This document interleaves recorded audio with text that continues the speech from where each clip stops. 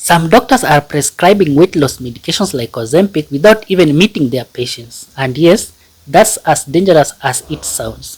What's worse, influencers are spreading half-truths and heaping these drugs like they are miracle cures. So, who can you really trust?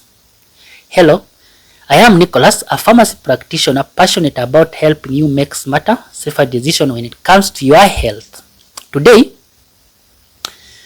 we are diving deeper into glucagon-like peptide-1 medications, abbreviated as GLP-1, such as Ozempic.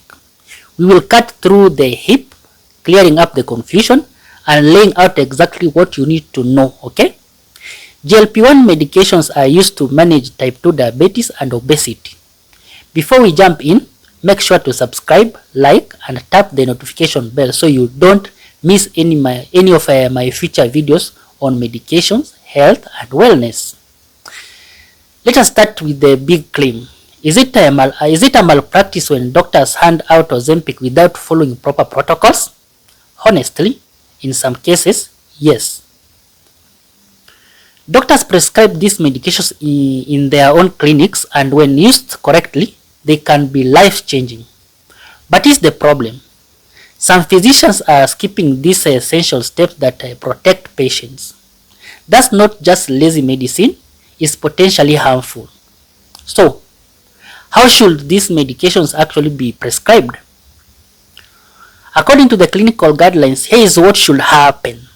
First, your doctor should assess your BMI, that is body mass index, then waist circumference, and any related health issues. Next, you should have a real conversation about your weight loss goals. They need to be specific, realistic, and achievable. From there, the doctor should recommend lifestyle changes, such as adjusting your diet, increasing physical activity, and then wait for 3 to 6 months to see how things go. Only after all that, if you haven't reached your goals and your BMI is still above 30, should medications like Ozempic even be on the table. And before a prescription is written, your provider should clearly explain the risks and benefits of Ozempic. Unfortunately, that's not always what's happening. Some providers hand out scripts after a quick online form, and they charge anywhere from $50 to $200 per month. No follow-up, no monitoring, and no real care.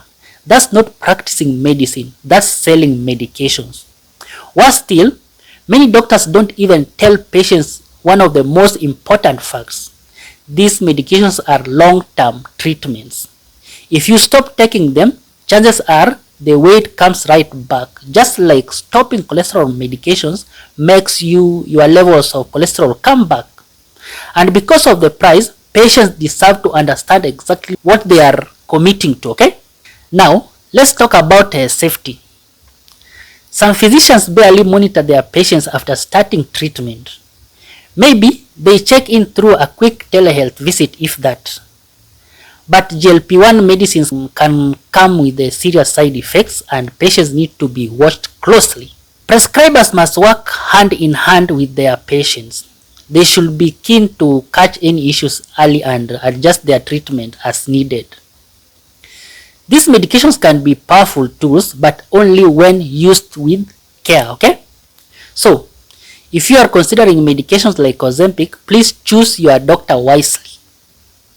Look for someone who is committed to your long-term health, not just quick fixes, okay? Now, you might be wondering, if you have to be so careful, are these medicines really safe? Let's clear up some common myths and misinformations, especially from influencers, okay? Myth number 1 is that Ozempic causes major muscle loss. Here's the truth. Any weight loss usually includes some muscle loss, okay? Whether you are dieting, exercising, or using medicines, your body burns both fat and some muscles. So the question is, do GLP-1 medicines like Ozempic cause more muscle loss than other methods? In the step 1 trial, people taking Ozempic lost about 16.8% of their body weight, including 3.6 lean muscle mass. Now compare that to another study.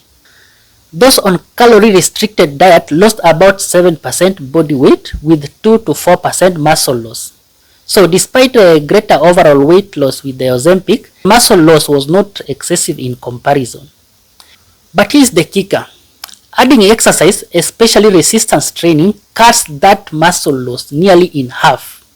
So yes, a protein-rich diet and strength training are critical no matter what weight loss plan you are on, okay? Myth number 2 is that Ozempic causes thyroid cancer.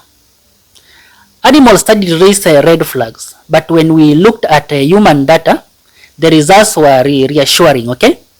A large meta-analysis of over 14,000 people found no significant increase in thyroid cancer risks. Myth number 3, pancreatitis is common with Ozempic use. Pancreatitis is listed as a possible side effect, but real-world studies show it's not more common in patients taking GLP-1 medicines like Ozempic compared to those who are not taking it.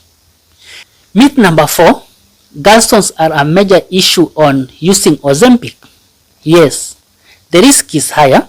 A 27% increase sounds scary, but in context, it's not huge. If 15% of the general population gets gallstones, that bumps you up to about 19%.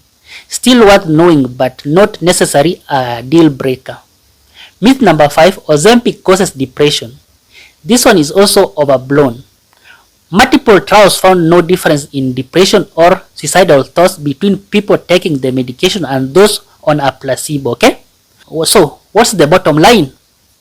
GLP-1 medications like Ozempic can come with side effects such as nausea, vomiting, diarrhea, and constipation, but most of these are mild and go away with time. Some serious side effects like gallstones can happen, but they are rare. That's why regular monitoring is so important. But here's the bigger question. What are the risks of not taking the medication? If your body mass index is over 30, your risk of dying from almost any cause goes up significantly. In fact, for every 5 unit increase in BMI above 25, the risk of death jumps by 30%. Lifestyle changes are the first step, but for many people, they just aren't enough. Studies show that most people lose only about 5 to 7% of their weight through diet and exercise, and even then, they struggle to keep it off. That's where GLP-1 medications like Ozempic can be a powerful next step, okay? There's a newer medication called Tirzepatide. If you are in the USA, you might know it by the brand name Mounjaro or Debunk. It targets 2 receptors instead of 1, and studies show it may lead to even greater weight loss than Ozempic. But remember, no medication replaces a healthy diet. Even if you are using GLP-1 medicines, what you eat will always matter, okay? So, what's the best diet for weight loss and long-term health? To answer that question, watch this video here and you won't regret it.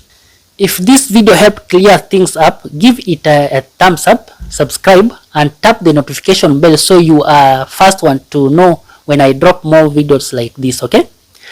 And please, if you know someone considering weight loss medications, share this video with them. It may be exactly what they need to hear.